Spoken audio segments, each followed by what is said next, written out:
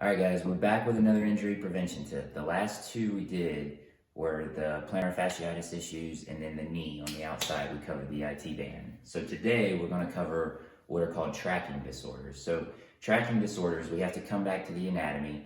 The main two places that they come from is one is the front of the thigh. So what we have here is the front of the thigh, and there are 4 quadricep muscles. So 3 of them are exposed and one's underneath. And a tracking disorder is when this kneecap starts to track either outside or just improperly and kind of grinds against the bones underneath it. So these muscles will adhere to one another and then start to track improperly.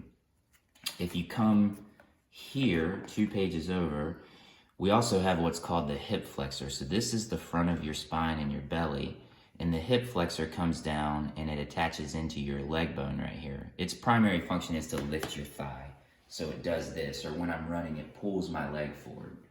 So it works in concert with these muscles. And if either of them, or if any of them are tight or dysfunctional in any way, you're gonna start to get some of those tracking disorders around the knee. So the same thing as with the IT band. Try 2, 3, 4 times of going out and doing an activity. And if you still have pain, then it's time to seek treatment with it. But in the meantime, when you feel it, here are 2 tricks to help improve those injuries. So the first one is kind of like the IT band, where we come in and we kind of feel along, and we find those areas that may feel kind of sore or tender, and we start with the knee straight, and then we take that ball and we press in, and then we just bend the knee as much as we can, and we can apply as much force as we need in there. So there's not a lot of veins or arteries or nerves in there that you've got any kind of risk of running into.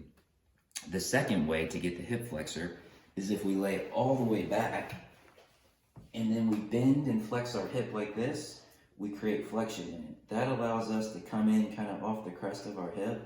We can put that ball in there with as much pressure as we want, and then just drop that leg and that hip off the table and kind of come back. So you can do this on any hard surface, on a tabletop, stack a couple chairs together, and then just go in there and get that hip flexor opened up. So tips for today, that covers tracking issues around the knee. Again, guys, let us know. We're open. We're here for you.